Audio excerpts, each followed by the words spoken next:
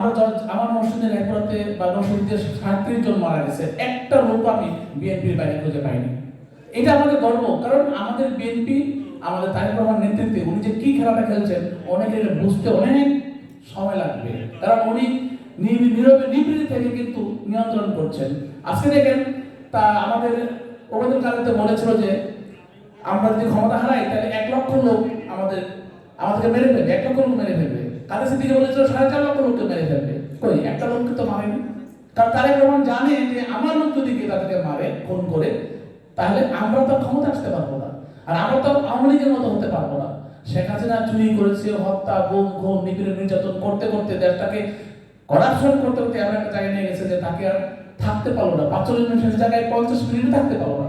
কাজে আমরা তো সেই কাজটা করবো না, আমরা করবো আরো বেটার সামথিং, আরো মানবতার সম্পূর্ণ কাজ। কাজে বিএনপিকে মানবিক বিএনপি করার জন্য এখন আপনারা সবাই এগিয়ে আসবেন, কারণ তারেক রহমান চাচ্ছেন আমাদের ভারপ্রাপ্ত চেয়ারম্যান সাহেব যে বিএনপিকে আমরা একটা মানবিক বিএনপি হিসেবে রূপ দিই। আজকে যারা ছাত্ররা যে কথাগুলো বলছে 17 বছর ধরে বিএনপি সেই একই কথা বলে আসছে। কাজে এখানে একটা তাল এবং লয় মিলে গেছে, যার জন্য নাকি একটা বিরাট একটা বিস্ফোরণ হয়েছে। তাই মনে করি আমরা গর্ব করে বলতে পারি যে শহীদ প্রেসিডেন্ট জিয়া রহমানের সহধর্মিণী বেগম খালেদা যেমন দেশের জন্যই কাজ করেছেন, তার সন্তান তারেক রহমান উনিও আমাদের জন্য কাজ করছেন, দেশের জন্য কাজ করছেন।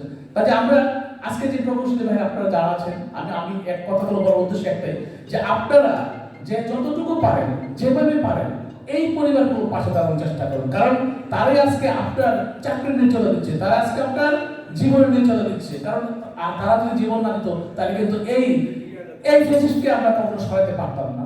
কাজেই আমরা গর্বের সাথে বলতে পারি যে আমাদের ছাত্রদল সাবেক ছাত্রদল যে আমাদের কমিটি আছে সেখান থেকে আমরা কিন্তু তারেক রহমানের সাথে সরাসরি স্কাইপি করেছি এবং আমরা প্রথম 8 লক্ষ টাকা অনুদান দিয়েছি কয়েকটা ফ্যামিলির বাড়ি করে দেওয়ার জন্য। বিএনপির এক নেতাকে মেরে ফেলছে তার মেয়ের বিয়ে দেওয়ার জন্য, একজনের বাড়িতে টিনের চাল দিয়ে পানি পড়ে আর ওরা ডাইন পাশে গিয়ে ঘুমায়, এরকম থাকতে পারতো তাদেরকে বাড়ি করে দেওয়ার জন্য। এই যে আমরা রাজা থেকে করছি, আমরা কিন্তু তখন একটা কঠিন মুহূর্তে গেছে যেটা খুব সম্ভব জুন মাসে। তা আমি মনে করি যে এই যে উদ্যোগগুলো আমরা নিচ্ছি এই উদ্যোগগুলির জন্য আসলে আমরা সবাই মিলে আমরা যদি পারি আরো কিছু সহযোগিতা করতে, যে আমরা বিএনপি পরিবারকে সহযোগিতা করবো, তার সাথে আমরা ভার্চুয়াল অংশগ্রহণ করে আমরা যে হ্যাঁ আমরা এই অ্যামাউন্ট আপনাদের দিচ্ছি এই পরিবারগুলোর পাশে দাঁড়ানোর জন্য, আমার মনে হয় এটা সবচেয়ে বেশি ভালো, আরো ভালো হবে। আরেকটা জিনিস আমি অনুরোধ করবো যে আমরা আজকে যে এইভাবে সবাই এখানে আসছি আমাদের কাছে সবার কাছে ভালো লাগলো।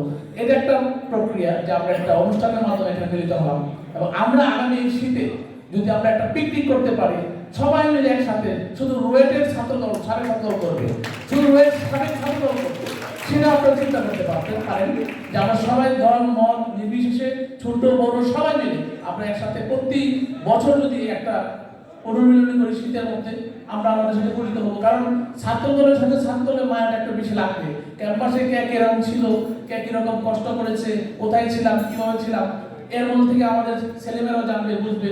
তো আমি মনে করি এটা একটা উদ্যোগ নেওয়া দরকার। আমি বেশি কিছু বলবো না, কারণ সবাই খেতে যাচ্ছে, খাইতে হবে। তবে এতটুকু বলবো জাতীয় রাজনীতিতে যেমন কষ্ট করতে হয় এবং সব জায়গায় কষ্ট, কিন্তু কষ্ট করে নিজেকে দাঁড় করাতে পারলে তারপরে আর কষ্ট করতে হয় না, অটোমেটিকলি চলতে থাকে, সবাই বুঝতে পারে যে হ্যাঁ অমুক নেতা ছাড়া উপায় নাই। কাজে আপনারা একটু কষ্ট করে যার যার এলাকায় নিজে যদি একটু জানান দিতে পারেন, যার ইচ্ছা আছে, আমরা কিন্তু ক্যান্ডিডেট আছি ইনশাআল্লাহ, আমরা আরো এগিয়ে যাবো, সামনে যাবো, আমরা আপনাদের পাশে থাকবো, আমরা আপনাদের সহায়তা করবো। আপনাদের এটা তো মনে আছে কিনা, আমার মনে হয় 12 আইনি নির্বাচনের পরে যখন নাকি আমরা ম্যাক্সিমাম আসন পেয়েছিলাম তখন খালেদা জিয়ার সামনে আমরা গিয়েছিলাম সাক্ষাৎকার দিতে। তখন দেশে খালেদার সাথে আমরা বলেছিলাম একটা কথা বলছিলাম যে যদি চায়নাতে পলিটব্যুরো 13 জনের মধ্যে 11 জনই প্রকৌশলী হয়ে থাকে তাহলে কেন হোয়াই নট বাংলাদেশের 300 আসনের মধ্যে